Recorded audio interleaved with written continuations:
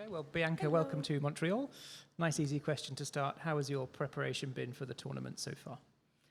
It's been going really well. I'm very ecstatic to be here. It's definitely home for me, so I'm really happy with how everything's going.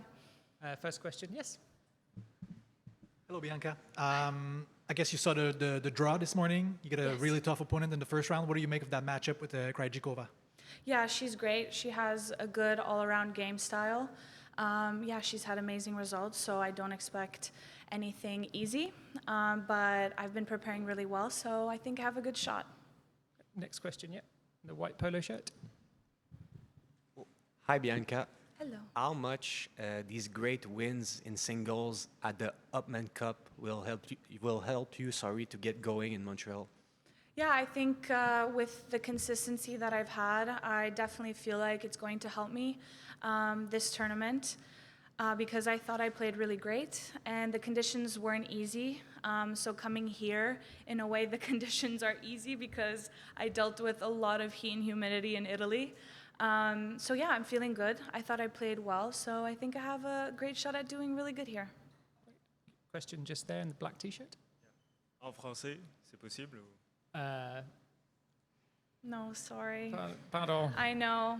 Anglais, I know. s'il vous plaît. Been saying I'll be able to speak French here years ago. It's very bad. One day. Can you just tell us, obviously it's Eugenie's last tournament. Can you tell us about your relationship with her? Yeah, I think obviously retiring here in Montreal is for sure bittersweet. She's done so much for Canadian tennis. She's a great person. I've had the chance to speak to her many times. And yeah, she's also going to be working with Sylvain, which I think is really, really cool. Canadian matchup is always nice. So I wish her all the best for her retirement. Question just at the front here. Hi, Bianca. It's kind of a broad question, but how do you feel about how your year is going, with everything considered, that you've come back from a long time off and there have been good results and maybe others you don't like as much? Yeah, this year, like every year, hasn't been the easiest, let's say. I don't know how to define easy or hard at this point anymore because I've dealt with many things to put me off of the sport. So that's always very difficult to deal with, right? Because this is, in a way, what I love to do. So being away from something that I love is very difficult. But I think with all the experience that I've gained, I feel like for the most part, I know how to deal with it. So I always try to have a very positive, optimistic outlook. I've always had also changes in my team, but now I feel like I have the best people that I can ask for, which makes it much easier. Trying to enjoy as much as possible, doing fun things on and off the court with the team. I think that's really important for me. And just giving my best. I know every day is going to be different, but if I can go out there and do what I can and practice well, I think it all starts in practice. If I have that confidence in practice, then obviously in matches too, that helps. But I want to be able to transfer what I'm doing into my matches. And I think I did that well throughout this year. Obviously, there have been some matches that haven't been as good, but that's just the sport. You can't win them all. But if I can stay positive, then I think I've done my job. Great. We had a question just in the middle here. Hi, Bianca. Nice to see you. Nice to see you. Was Eugenie someone you looked up to when you were like playing? You're a bit younger. You're younger than her, Yes. and I think you beat her when you won Toronto in 2019. Can you remember a bit that match because Yeah. she was still like playing Yeah. a lot at that time? Yeah, we had a crazy matchup during that first round. I think it was like 6-4 in the third.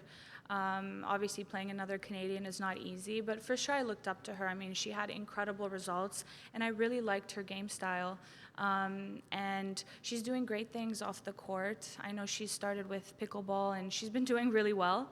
But yeah, it's definitely bittersweet to retire, right? Because you've played tennis your whole life, so I'm sure it's not easy for her, but at least she can do it in her hometown. I think that's very special.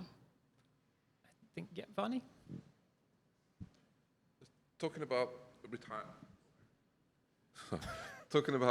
retirement, I mean, the day comes from for everyone. Have you ever imagined how you would like your retirement to be far in the future? Yeah, I have thought about it. I would probably disconnect from everything and anything and maybe move all the way to like Thailand or something and just do my own thing and get away from the hectic environment because tennis can be very stressful and chaotic. So yeah, I've thought about that, and I've also thought about the other thing, you know, starting a family and all of that, but trying to take it day by day. I know I am getting a bit older, but I think I still have a few years left in me. I think we had a hand go up. Yep. Just bringing you back to the Hopman Cup. First of all, how fun was that experience like? And also, it was a tournament on hard court, so do you think that could give you maybe a jump start for this week in Montreal? Yeah, definitely. I think it was nice to have that camaraderie with Felix again. We've traveled a lot during the junior days, and you know, with the tour, it can be tough to, you know, manage and honestly keep friendships, as blunt as that sounds. But it was nice to catch up with him and obviously play with him too. I don't think we've ever played mixed doubles together. I think we make a great team, so who knows, maybe you guys will see that matchup again. Great. And we'll just last question here at the front. I guess, how are you feeling physically? I mean, are there lots of aches and pains, or is that just part of it? I know, every day there's something. There's always something, but they're not serious. Obviously, being an athlete, you, in a way, are expected to have little things going on, but nothing serious, which is good. My recovery is very, very important, and I've changed a lot of things in my life, my diet, my sleep regimen, all of the above, and I finally feel like I've found something that really works for me. And that obviously comes with experience, because I feel like I'm saying that every year, you know. But no, I'm feeling really good and really happy to be here. And just before we go, I think we have two very special questions at the back there. I'd like to know how many years you trained for, and at what age did you start at? I started playing tennis at the age of 6.5. But at first, it was more for fun because I was playing a lot of other sports. As a kid, I couldn't sit in one spot for more than 10 seconds, so my parents kind of just threw me into everything. So I did gymnastics, swimming, skating. I played soccer too a little bit. And up until the age of 9, I kind of just did a little bit of everything. But then at the age of 9, when I got into the Tennis Canada program, I kind of just put everything else to the side and focused on tennis. And yeah, the rest is history. I'd also like to know who or what inspired you to become a tennis player? I actually don't come from a background of tennis. My parents have never played tennis before. If anything, it was for fun. So it wasn't really anything that inspired me other than me not being able to sit in one place at the same time. So my parents just kind of threw me into everything. But I do have to say, once I started playing more tennis, I really looked up to Kim Clijsters. I think she has a beautiful game style. And I really like the way she composed herself on and off the court. And so she definitely gave me a lot of motivation. Right, I think those were the two best questions. Yes, thank you. Thank you very much. Thank you, guys. Yeah, one more. Oh, yeah. What kind of words would you give to inspire young girls to go further? Very good question.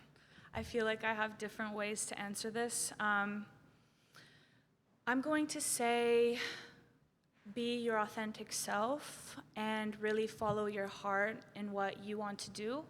And don't let anybody, tell you differently. Never give up. If you have something that you want to achieve, you go for it. But I think it should come from you and you being in your most authentic self. Okay, merci beaucoup. Thank you, guys.